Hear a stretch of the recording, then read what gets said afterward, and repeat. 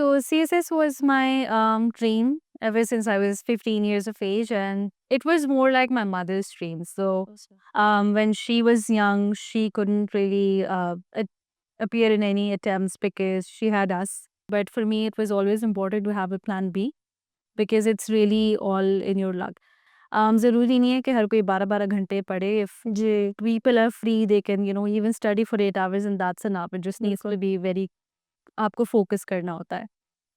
Even though I mean हमें यही लगता है जनरली कि हम इंग्लिश के ऊपर कमांड है, लिख लेंगे, कोई इतना बड़ा मसला नहीं है. But eventually when I appeared in when I took my first attempt, तो उसमें काफ़ी मुझे लिखने में ही प्रॉब्लम आ रहा था. डेटा इतना ज़्यादा नहीं था मेरे पास, बहुत लिमिटेड नॉलेज थी. और ये भी है ना कि अगर आप 1-2 डायमेंशंस के को लेके चलें, तो आपके पास कंटेंट भी फिर कम हो जाएगा ना। अगर आप पॉलिटिक्स पे और जेंडर पे बात कर रही हैं, तो आप 20 पैराग्राफ कैसे इन 2 चीज़ों पे लिख आई didn't blindly follow the advice given by everybody else. मैंने इस चीज़ पे फ़ोकस किया कि मुझे किस तरह से समझ आ रहा है और मैंने कहाँ से पढ़ना है. सो मैंने कोई किताबें उसके लिए नहीं उठाई एज़ सच कि ये किताब को मैं याद करके बैठ जाऊँगी तो मेरा हो जाएगा.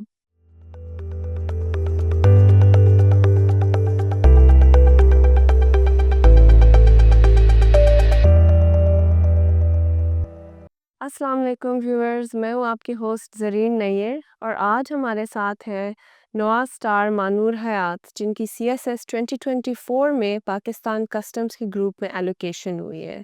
तो आइए हम इनसे इनकी जर्नी के बारे में कुछ सवाल पूछते हैं। अस्सलाम वालेकुम मानूर। वालेकुम अस्सलाम. Thank you so much for joining us today. You are welcome. Thank you so much for hosting me today. Of course अपने स्टार्ट करने के लिए थोड़ा-सा अपना बैकग्राउंड के बारे में बता दें। आप कहाँ से हैं? डोमिसाइल, एजुकेशन क्या है आपकी? बैकग्राउंड वगैरह प्लीज़। मेरा ताल्लुक़ पेशावर खैबर पख्तूनख्वा से है और मैं पिछले 2 सालों से सीएसएस की तैयारी कर रही हूँ. एजुकेशनल बैकग्राउंड की अगर बात की जाए सो मैंने मैकेट्रॉनिक्स इंजीनियरिंग में डिग्री हासिल की यूवीटी पेशावर से और उसके बाद कुछ अर्सा मैंने जॉब की और फिर 2022 में मैंने नोआ को जॉइन किया रिटन की प्रिपरेशन के लिए. और यहाँ से ही मैंने उसके बाद अपने मॉक्स वगैरह भी काफ़ी सारे दिए, टेस्ट सीरीज़ भी काफ़ी सारी यहाँ से दी एंड फाइनली 2024 की अटेम्प्ट मैंने क्वालिफाई की and I am here today. माशाल्लाह, कांग्रेचुलेशंस फर्स्टली। Thank you. अच्छा तो आप 2022 से नोआ आती रही हैं। जी, 2022 it's like a second home to me now. So तसल्ली नहीं होती मुझे नोआ के बगैर कहीं भी. अभी मैंने जितनी इवैल्यूएशन वगैरह इंटरव्यू की इवन प्रिपरेशन भी यहाँ से की है. सो या सिंस 2022. हाँ, नोआ का एक ये है कि एक बंदा आ जाता है फिर छोड़ना मुश्किल हो जाता है। That's true. You are right. अच्छा व्हाट मोटिवेटेड यू कि आपने मैकेट्रॉनिक्स में डिग्री किया है और फिर आपने जॉब भी किया, तो आपकी मोटिवेशन क्या थी सीएसएस करने की? So CSS was my dream ever since I was 15 years of age, and it was more like my mother's dream. So when she was young, she couldn't really appear in any attempts because she had us. तो मुझे ऐसा लगता था कि उन्होंने हमारी वजह से अपने ख्वाब वगैरह को पूरा नहीं किया. So for me, it was partially my own dream and then also to fulfill my mother's dream. सो तब से गोल तो था लेकिन क्योंकि मैं जॉब्स कर रही थी साथ में राइट आफ्टर ग्रेजुएशन मैंने पढ़ाई शुरू कर दी तो मुझे मौका नहीं मिला इतनी तैयारी करने का. फिर कोविड में I give it a thought कि now I have it's work from home तो मुझे थोड़ा टाइम मिल जाता था प्रिपरेशन करने के लिए, लेकिन स्टार्ट में कुछ समझ नहीं आती थी. And then eventually I join नोआ. सो बाकी सब लोगों को देख के आई इवन गॉट मोटिवेटेड कि चलो it's not that difficult, I can also achieve it. So I would say motivation was really to fulfill my mother's dream. ठीक है, very nice. I am sure कि वो बहुत खुश होंगी, over the moon, right? Oh, she was very excited. I mean, जब special का भी result आया, I qualified that as well. And then finally 2024 में when I got allocated, so she was really happy about it. अल्हम्दुलिल्लाह, माशाल्लाह। अच्छा ये बताएँ कि आप जॉब क्या करती थी इससे पहले? जॉब मेरी टेक सेक्टर में रही है. It was corporate, so most I started my first job, I believe it was in 2019. तब मैंने टेक सेक्टर में जॉब की. I started working as a tech support engineer, then I eventually moved into project management. तो last मेरी job before, बल्कि अभी भी मैं कर ही रही हूँ, प्रोजेक्ट मैनेजमेंट की ही जॉब है. So for me it took a bit longer than others because I was preparing for CSS during while working for private firms. So काफ़ी ज़्यादा tough routine था, working a full-time job और फिर preparation भी करना, and then you have so much competition. So not that easy. हाँ, क्योंकि मैं अभी यही पूछने वाली थी कि आप जॉब के साथ-साथ तैयारी करी थी या जॉब को छोड़ना पड़ा? क्योंकि बहुत सारे लोग ऐसे करते हैं ना कि वो घर भी छोड़ देते हैं, जॉब भी छोड़ देते हैं, हॉस्टल में रह के बस फुल 100% फ़ोकस करते हैं। आई मीन हर किसी का अलग सिस्टम होता है, whatever works for them. But मैं यही क्यूरियस थी कि आपने जॉब के साथ तैयारी कैसे जगल किया है? अगर आप जॉब करती थी सुबह, तो फिर आप दिन में पढ़ाई को कितना टाइम देती थी? सो मेरा ये है कि I mean you are absolutely right कि हर किसी के लिए सेम स्ट्रैटेजीज काम नहीं करती, but for me it was always important to have a plan B because it's really all in your luck. So मेरा ये था कि प्रॉपर प्रिपरेशन जब मैंने स्टार्ट की तो मेरी यूएस टाइम जोन में जॉब है, सो एक ये थोड़ा सा बेनिफिट है। सो ड्यूरिंग डे टाइम मैंने सुबह 8 बजे से लेके रात 8 तक मैं प्रिपरेशन करती थी। अच्छा। National library was my go to place, और रात में फिर मैं जॉब करती थी, तो थोड़ा-सा टफ था आई वुड से इन टर्म्स ऑफ कि नींद पूरी नहीं होती। यही मैं सोच नींद तो बिल्कुल नहीं पूरी होती। बिल्कुल भी नहीं है बिकॉज़ वर्किंग मेरी टाइमिंग 6 पीएम टू 3 एएम है, तो रात के 3 बजे तक हमने काम करना होता है, and then I have to wake up at 7 AM again because I really wanted to study. तो वो full day I felt like कि I really need to push myself harder. ज़रूरी नहीं है कि हर कोई 12-12 घंटे पढ़े। इफ जी, people are free they can even study for 8 hours and that's enough. It just needs बिल्कुल। टू बी वेरी, आपको फोकस करना होता है। सो मेरे लिए दोनों चीज़ों को मैनेज करना काफ़ी ज़्यादा टफ था। It was very exhausting and I don't think I will be able to do it all over again. नहीं, अल्हम्दुलिल्लाह इट्स डन नाउ, आपको नहीं करना पड़ेगा। I don't even have the stamina to that anymore. But it was just 8 months जिसमें मैंने इस तरह से अपना रूटीन रखा, just sleeping for 4 hours every night and then studying through out the day. तो finally my hard work paid of अल्हम्दुलिल्लाह। अल्हम्दुलिल्लाह। अच्छा, चलिए हम स्पेसिफिक्स की तरफ आते हैं कि आपकी ऑप्शनल सब्जेक्ट्स क्या थी और आपने सिलेक्ट किस बेसिस पे की है? ऑप्शनल सब्जेक्ट्स मेरे आईआर था बिकॉज़ आईआर कवर्स इसमें करंट अफेयर्स में भी आपका कवर हो जाता है, काफ़ी सारे सब्जेक्ट्स को टच करता है। देन जेंडर स्टडीज़, क्योंकि उस मुझे काफ़ी इंटरेस्टिंग लगता था जब मैंने पढ़ना स्टार्ट किया, so it was very easy to grasp. और सोशियोलॉजी अगेन इंटरलिंक्ड है ये सारे बिल्कुल। Subjects, and then I had criminology और बिज़नेस एड मैंने सिलेक्ट किया था। मेरी फर्स्ट अटेम्प्ट में मैंने यूएस हिस्ट्री रखा था, वो मैंने इस वजह से रखा बिकॉज़ एवरीवन वाज़ रिकमेंडिंग, लेकिन इवेंचुअली आई रियलाइज़्ड कि it's not for me, so I switched to business ad. ठीक है।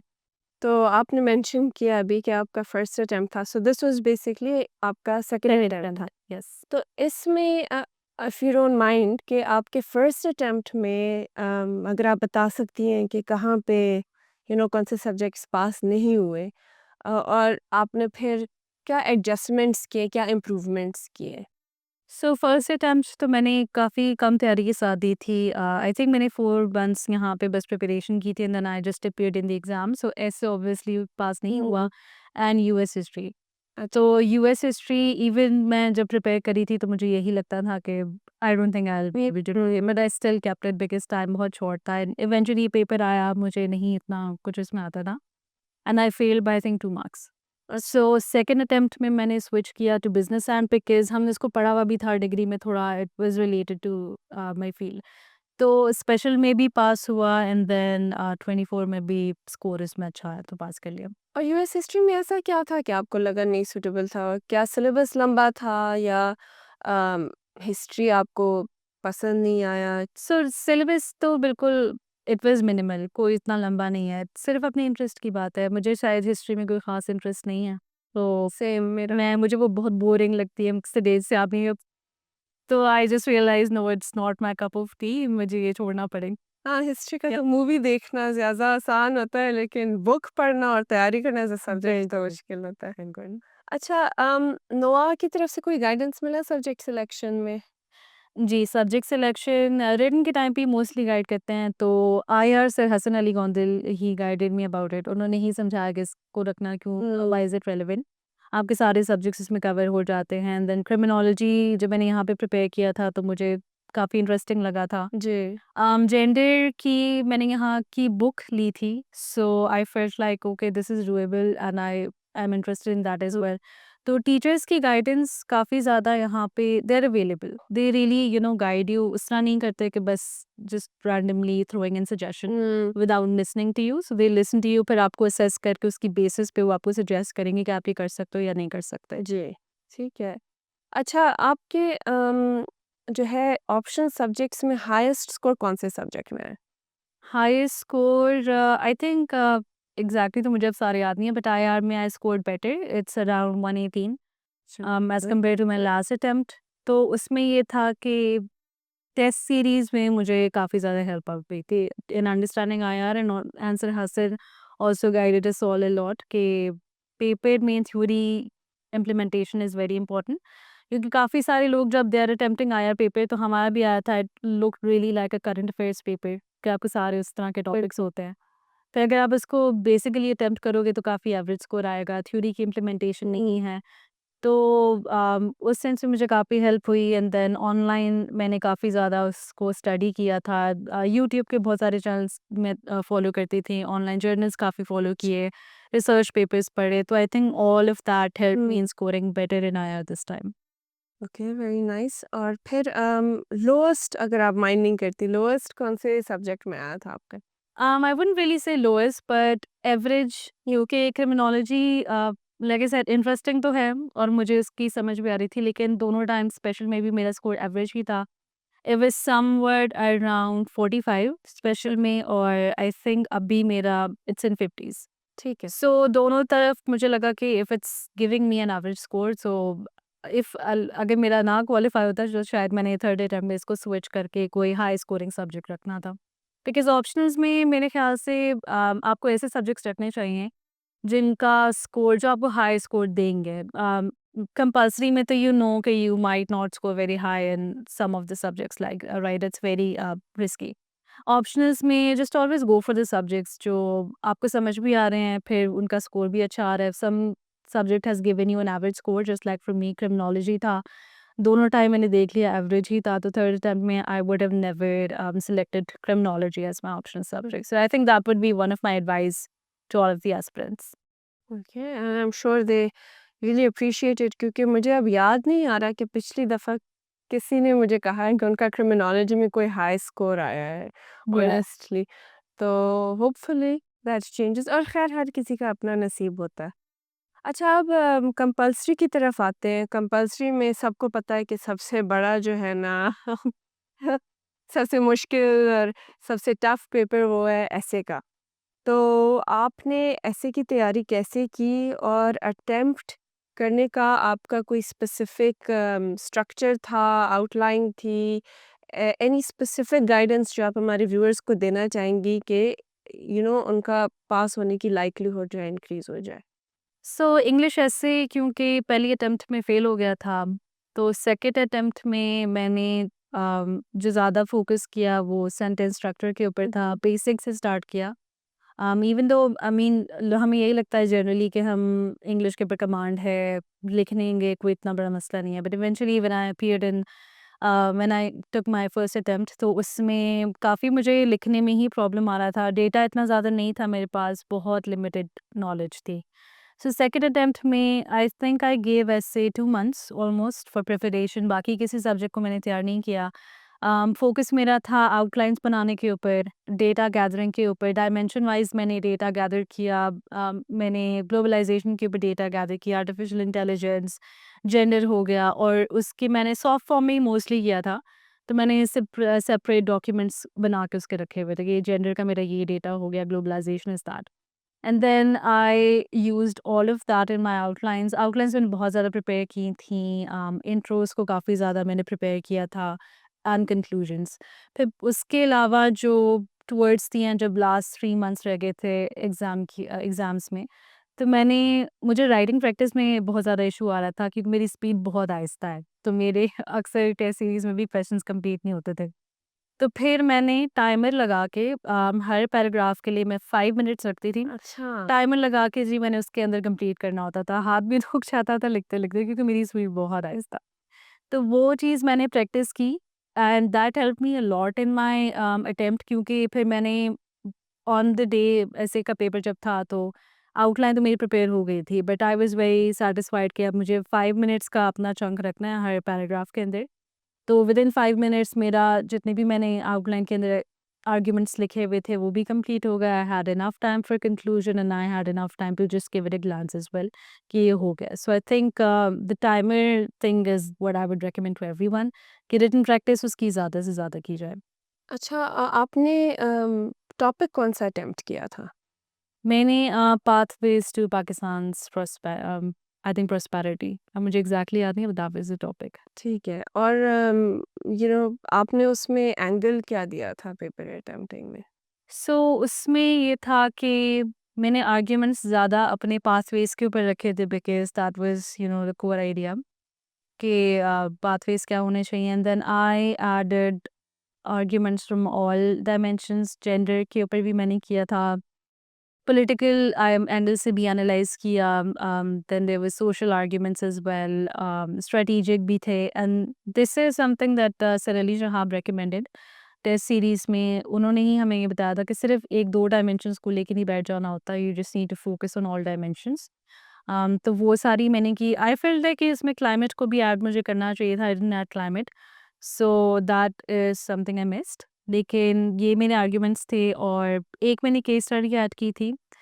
केस स्टडी आई थिंक मैंने चाइना की ऐड की थी, and then I just went with my final closing arguments. ठीक है, सो दैट्स इंटरेस्टिंग। बेसिकली आपने बहुत डिफरेंट लेंसेज़ से अपना अप्रोच दिया था बेसिकली, या अलग-अलग एस्पेक्ट्स से दिया। फ्रॉम ऑल ऑफ डायमेंशंस, क्योंकि अगर मैं सिर्फ पॉलिटिकल और स्ट्रैटेजिक को लेके इसमें बैठ जाऊँ, सिर्फ ये दो डायमेंशंस नहीं है, there is a lot to cover, right? तो काफ़ी सारे एंगल्स आई थिंक करना पड़ता है। मेरी जितने कुछ फ्रेंड्स वगैरह थे, हम मिलकर पढ़ते थे, तो सेम ऐसे हमने अटेम्प्ट किए जिनका नहीं हुआ qualify, we were comparing our outlines, तो वहाँ पे मैंने उनको भी यही चीज़ आइडेंटिफाई करके दी थी कि दीज डायमेंशंस आर मिसिंग।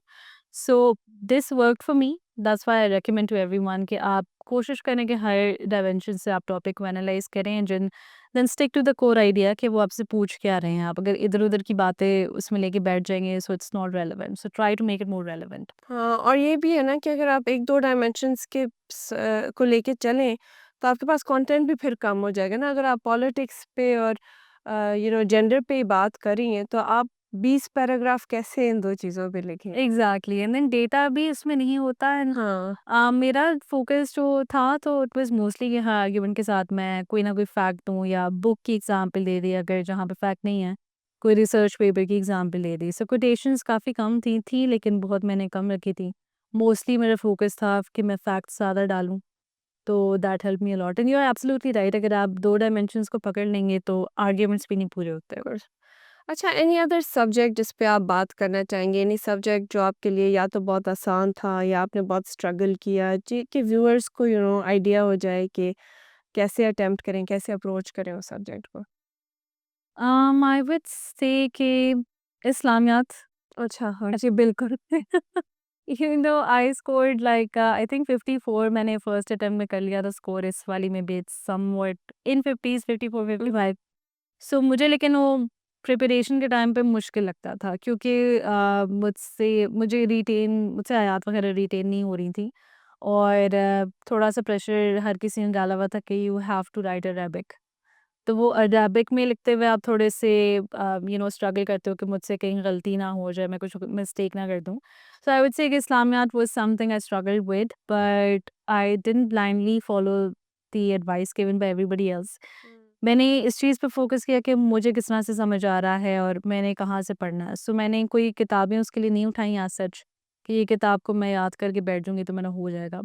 मैंने इसके लिए भी मोस्टली ऑनलाइन ही पढ़ा था। रिसर्च पेपर मैं अक्सर, मुझे क्योंकि रिसर्च की आदत है अपनी डिग्री की वजह से, तो मैं रिसर्च पेपर्स के ऊपर ज़्यादा फ़ोकस करती हूँ। कुछ मैंने बुक्स 1-2 उठा ली थी सिर्फ़ रेफ़रेंस के लिए, कि आयत का रेफ़रेंस यहाँ से मैं उठा लेती हूँ, यहाँ पे अच्छा है। But mostly I made my own notes, my own headlines, outlines वग़ैरह, और फिर मेन पेपर में भी that also helped me. So paper जब आपका आता है तो you just focus on what is working for you. आपने जो रटा होता है उस टाइम पे याद भी नहीं आ रहा, तो you just have to go with the flow. चलिए, ठीक है। एनी स्पेसिफिक कोई बुक रिकमेंडेशंस हैं जो आप ऑडियंस को रिकमेंड करना चाहेंगी? कोई ऐसा बुक या सोर्स जो आपके लिए बहुत यूज़फुल रहा है तैयारी में? मेरे लिए ये है कि मैंने if I am being purely honest मैंने बहुत ज़्यादा बुक्स नहीं पढ़ी एज़ सच। मेरे लिए बिकॉज़ आई एम समवन जिसको वीडियोज़ वगैरह से ज़्यादा अच्छा समझ आता है। जी। तो आई वुड से कि just try to read as many research papers as you can क्योंकि रिसर्च पेपर्स से मुझे हेडिंग्स बहुत अच्छी मिल जाती थी। डेटा बहुत अच्छा मेरा गैदर हो जाता था एंड मैं वो कोई बहुत ज़्यादा स्टार्ट टू फिनिश नहीं पढ़ रही थी। I was just reading the relevant material और उसके अलावा जो आईआर के लिए 2 channels that helped me a lot was one of them was Caspian report. I think a lot of aspirants already know about it. लेकिन उसमें वो आपको डेटा एक ही जगह में बहुत हुँ, अच्छा हुँ। मिल जाता है एंड देन इट्स विजुअल तो वो चीज़ें देख के माइंड में बैठ जाती है कि मैंने यहाँ पे पढ़ा था। And the same goes for general knowledge as well. तो साइंस का भी मैंने काफ़ी सारी इसी तरह online I would just search for the topic and then I would try and understand कि ये चीज़ किस तरह से हो रही है, तो वो चीज़ मेरे माइंड में बैठ जाती थी। सो मैं तो यही रिकमेंड करूँगी। तो इंटरव्यू की तैयारी साइकोलॉजिकल इसमें आपका एक्सपीरियंस कैसा रहा? हमने तो यही सुना है कि बहुत मुश्किल प्रोसेस होता है, बहुत स्ट्रेसफुल प्रोसेस होता है, स्पेशली जब आप पैनल के सामने बैठे हैं तो बहुत वो इंटिमिडेटिंग सी होती है। तो आपका एक्सपीरियंस कैसा रहा? उसकी तैयारी कैसे की? Any advice you have? So interview psychological मैंने दोनों अटेम्प्ट स्पेशल और 24 दोनों नोआ से ही किया था।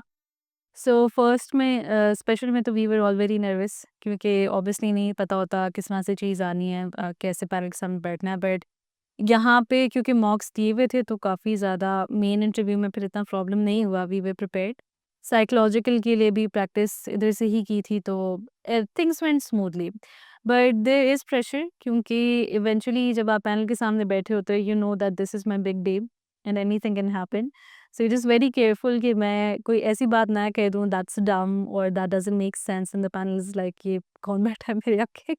सो I think that part is इस बारे में हर कोई ही काफ़ी ज़्यादा कॉन्शियस होगा। बट मॉक वगैरह जब दिए तो सर अली ने बहुत अच्छा गाइड किया, सर बाबा गिलासो such nice question, sir Farid ने स्ट्रेटेजिक क्वेश्चंस काफ़ी पूछे थे and there was like cross argument so that helped me a lot with the main panel because main interview is on the same pattern. They would just cross question you और आपसे points पूछते हैं. And then when I eventually went for my interview in both my attempts, so I was calm, I was not nervous और मुझे idea था कि I'll be able to ace it.